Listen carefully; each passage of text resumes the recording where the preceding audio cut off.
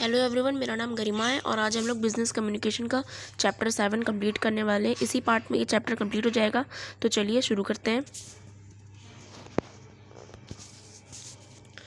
तो हमारे चैप्टर का नाम है इफ़ेक्टिव लिसनिंग। लिसनिंग का मतलब क्या होता है? सुनना। और इफ़ेक्टिव यानी अच्छे तरीके से। तो हम अच्छे तरीके से कैसे सुन सकते हैं जिससे कि हमारा कम्युनिकेशन प्रोसेस अच्छे से सफल हो सके। ठीक, तो चलिए, मैंने यहाँ पे एक बहुत ही महान एक्सपर्ट की यहाँ पे एक्सप्लेनेशन लिखी हुई है, इसको एक बार हम लोग समझते हैं। According to Johnson, listening is the ability to understand effectively to oral communication। यानी जॉनसन है, बहुत बड़े एक्सपर्ट। इनका क्या कहना है? लिसनिंग इज़ द एबिलिटी, यानी एक एबिलिटी होता है to understand effectively to oral communication. यानी जो भी कम्युनिकेशन हो रहा है, जो भी हमसे कोई बात कर रहा है, तो उसकी बातों को अच्छे से अंडरस्टैंड करना ही लिसनिंग कहलाता है। ठीक, चाहो तो आप ये वाला डेफिनेशन सेम एज एग्जाम में लिख भी सकते हो, इसलिए मैंने इसको लिख दिया यहाँ पे। Listening is an essential skill for managers because it helps them to perform their duties and responsibilities effectively। जो लिसनिंग है ये बहुत इंपॉर्टेंट स्किल होती है। ठीक है, इससे क्या होता है कि अपने ड्यूटीज़ और रिस्पॉन्सिबिलिटीज़ को अच्छे से इफेक्टिवली परफॉर्म कर सकते हैं। अगर आप किसी की बात अच्छे से सुनोगे देन ही आप उसको इम्प्लीमेंट कर पाओगे ना। And only half of what he listen to 10 minute earlier whereas other half forget in 48 hours is the average person can. यहाँ पे बताया गया है कि एक एवरेज पर्सन जो होता है, जो एक एवरेज पर्सन होता है, वो जो भी मतलब कि सुना है वो 10 मिनट जितना ही बस वो याद कर सकता है, और वो 10 मिनट वाला भी वो 48 आवर्स में भूल जाता है। ठीक, यहाँ पे उसकी कैपेसिटी बताई गई है। यहाँ पे मैंने एक चार्ट बना दिया जो बुक में है, आप लोग बुक लेके ज़रूर बैठिएगा जिससे आपको आसानी होगी वीडियो से अंडरस्टैंड करने में। 45% हमारा लिसनिंग में चला जाता है टाइम। एक जो मैनेजर है वो अपना 45% लिसनिंग में कंट्रीब्यूट करता है, 30% स्पीकिंग में कंट्रीब्यूट करता है, ये देखिए, 16% रीडिंग में कंट्रीब्यूट करता है, और 9% राइटिंग में। ठीक, तो इससे हमें क्या पता चल रहा है कि जो इंसान का सबसे ज़्यादा टाइम है वो किस में कंट्रीब्यूट कर रहा है? लिसनिंग में। इसीलिए हमें इस पर ध्यान देने की बहुत ही ज़्यादा ज़रूरत है। ठीक, इससे क्वेश्चन ज़रूर बन के आ सकता है, इसलिए मैंने ये पाई चार्ट आपके सामने बना दिया है।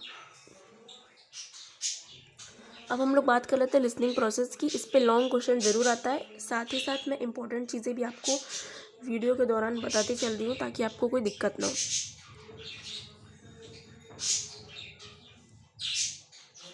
लिसनिंग प्रोसेस बेसिकली 5 प्रोसेस होते हैं इसके अंदर। फर्स्ट होता है सेंसिंग, सेकंड होता है इंटरप्रिटेटिंग, थर्ड होता है इवेल्युएटिंग, फोर्थ होता है रिमेंबरिंग, और फिफ्थ होता है रिस्पॉन्डिंग। सेंसिंग का मतलब क्या होता है? देखिए, while listening we should write down the messages because noise, weak hearing power and carelessness while receiving a message में एक्ट एज बैरियर्स।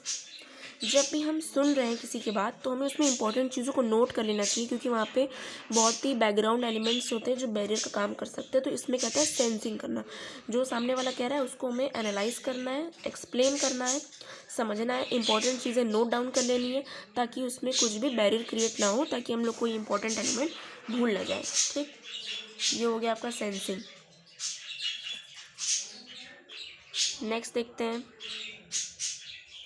नेक्स्ट है हमारा इंटरप्रिटेटिंग। इंटरप्रिटेटिंग मतलब क्या होता है?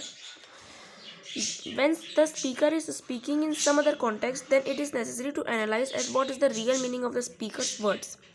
जो स्पीकर कहना चाह रहा है हमें उसको इंटरप्रेट करना है, समझना है कि वो किस तरीके से कहना चाह रहा है।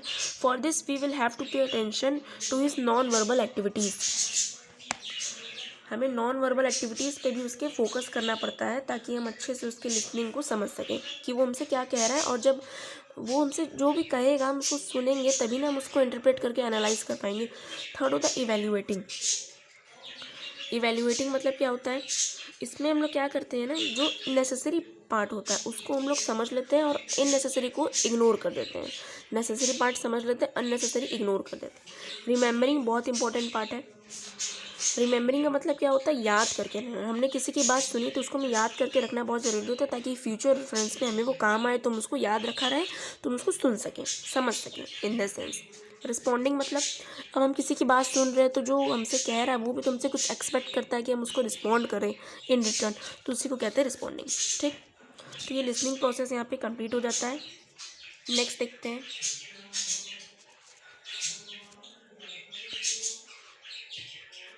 नेक्स्ट हमारा आ जाता है टाइप्स ऑफ लिसनिंग, कि कितने तरीके की लिसनिंग होती है। पहला है, अगर आप लोग बुक लेके बैठे तो बहुत अच्छी बात है। पहला लिसनिंग है हमारा कंटेंट लिसनिंग। ठीक, कंटेंट लिसनिंग क्या होता है?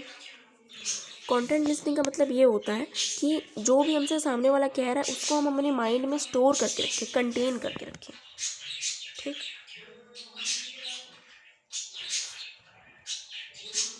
क्रिटिकल लिसनिंग क्या होता है?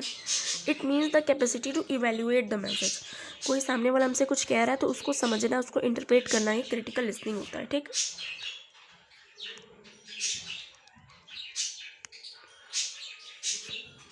इम्फेटिक लिसनिंग यानी कि कोई हमसे, जैसे कोई एक इंसान है और ये, ठीक, मान लीजिए 3 इंसान है। ठीक, ये हम है, ये है सेंडर, और ये मान लीजिए कोई एक्स पर्सन है। ठीक, तो सेंडर हमसे कुछ कह रहा है, हमने उसको सुन लिया, फिर हम एक्स को बता रहे हैं, मतलब कि हम हमारे मैसेज को कन्वे कर सके अदर्स को, मतलब it is the capacity to convey the message to others. ठीक,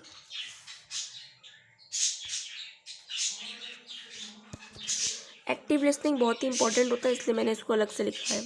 प्रिटेंड लिसनिंग मतलब सिर्फ दिखावा करना, कि दिखाना है हमको सामने से कि हम सुन रहे हैं बट हम लोग सुन नहीं रहे। ठीक, सिलेक्टिव लिसनिंग यानी जो इम्पोर्टेंट पार्ट है उसको सुन लेना और बाकी चीज़ों को स्किप कर देना। अटेंटिव लिसनिंग, अटेंटिव लिसनिंग यानी पूरा एकदम ध्यान से सुनना, पूरा अटेंशन के साथ सुनना। ठीक, इसका मतलब है कि मन में सब एनालाइज करके सुनना। ठीक, मतलब सामने वाला हमसे जो कह रहा है उसको हम हमारे माइंड में एनालाइज भी कर ले रहे हैं, इतना अच्छा हम सुन रहे हैं। ठीक, कुछ एसेंशियल एलिमेंट्स होते हैं गुड लिसनर के, इसको भी पढ़ लेते हैं। इस पर शॉर्ट आंसर ज़रूर बनता है। Positive attitude, every person can not be a good listener, for excellent listening positive attitude is required. यानी एक पॉजिटिव एटीट्यूड होना चाहिए, हमें ये नहीं देखना कि हमारे सामने कौन है, बस अगर हमें ये पता है कि कुछ इंपॉर्टेंट बंदा बोल रहा है तो बस उसे हमें ध्यान लगा के सुनना है। एटीट्यूड हमारा पॉजिटिव होना चाहिए, क्योंकि नेगेटिव एटीट्यूड के साथ ना तो हमारा कम्युनिकेशन फुलफिल हो सकता है, ना ही हमारा लिसनिंग। एबिलिटी टू कॉन्सेंट्रेट, अब बहुत सारे बैरियर्स होते हैं जो हमारे कम्युनिकेशन या लिसनिंग प्रोसेस के बीच में आते हैं, तो उन सारे बैरियर्स को ओवरकम करते हुए हमें कंसंट्रेशन पावर को एकदम फुल रखना है, ताकि हम अच्छे से समझें, एनालाइज कर सकें। ठीक, conductive body postures, body posture से रिलेटेड पूरा चैप्टर मैंने पहले की वीडियो में कराया हुआ है, अगर आपने नहीं देखा तो देख लीजिएगा, उससे आपको समझ में आएगा। हमारा बॉडी पोस्चर्स 50% से ज़्यादा इंपॉर्टेंट रोल प्ले करता है हमारे कम्युनिकेशन या लिसनिंग प्रोसेस में, तो हमारा बॉडी पोस्चर्स भी कंडक्टिव होना चाहिए, यानी कि अट्रैक्टिव होना चाहिए। ठीक, enter into a question answer session, जब हमें ऐसा लगे कि हमारा जो लिसनिंग प्रोसेस है या फिर जो स्पीच है वो मतलब हमें बोरिंग फील हो रहा है, तो उसी टाइम हमें क्वेश्चन आंसर सेशन कंडक्ट कर लेना चाहिए, जिससे हमारी प्रोडक्टिविटी इन्हांस हो जाती है। अब देखिए, अब हम लोग पढ़ना है factors affecting to effective listening. ठीक, मतलब कौन कौन से ऐसे फैक्टर्स हैं जो हमें सुनने में बाधा क्रिएट कर सकते हैं, यानी कि अफेक्ट कर सकते हैं। ठीक, जैसे कि प्रॉब्लम्स रिलेटेड टू हियरिंग, अगर किसी को सुनने में ही दिक्कत है, ये एक फिजिकल प्रॉब्लम होती है। ठीक, किसी को सुनने में ही दिक्कत है तो जाहिर सी बात है वो अच्छे से नहीं सुन पाएगा। ठीक, ओवरलोडिंग ऑफ मैसेजेस, जब एक बार में बहुत सारे मैसेजेस हमारे पास आ जाते हैं, जैसे कि बहुत सारे मैसेजेस या बहुत सारे इन्फॉर्मेशन हमारे पास आ जाते हैं, उस टाइम में हमारे लिए सुनना या फिर एनालाइज करना बहुत डिफिकल्ट हो जाता है।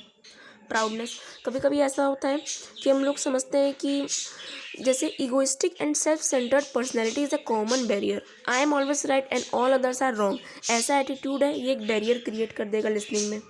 ठीक, फीलिंग्स, अगर हमें किसी के प्रति जेलसी है या फिर किसी के प्रति कोई सिलेक्टेड फीलिंग्स है, तो अगर हम उसकी बात पे अटेंशन नहीं पे करेंगे तो हम इग्नोर कर देंगे जो इम्पोर्टेंट बात वो बोलना चाह रहा है। ठीक, फीलिंग्स भी बहुत ही इंपॉर्टेंट बैरियर हो सकती हैं।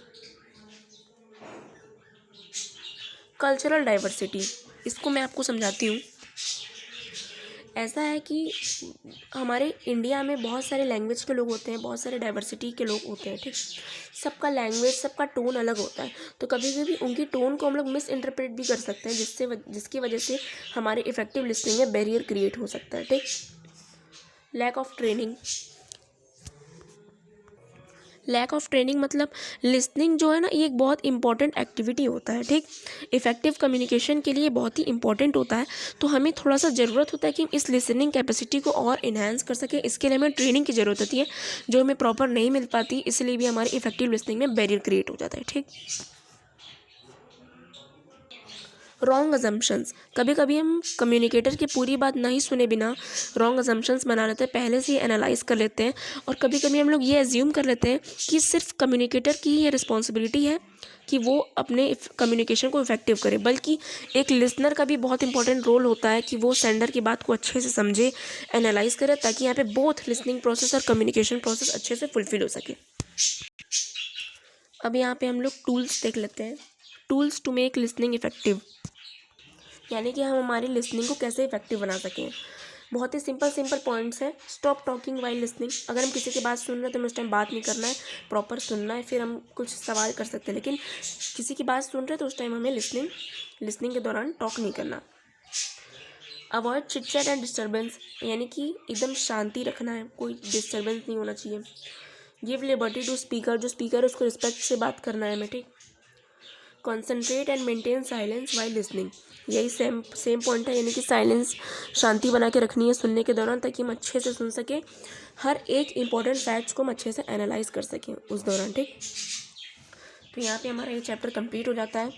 अगर आपको ये वीडियो अच्छी लगी हो तो चैनल को लाइक करिएगा, चैनल सब्सक्राइब करिएगा, वीडियोज़ को लाइक करिएगा, थोड़ा सा मोटिवेशन मुझे भी दीजिए ताकि मैं ऐसे ही वीडियोज़ और अच्छे से बना सकूँ। Thank you.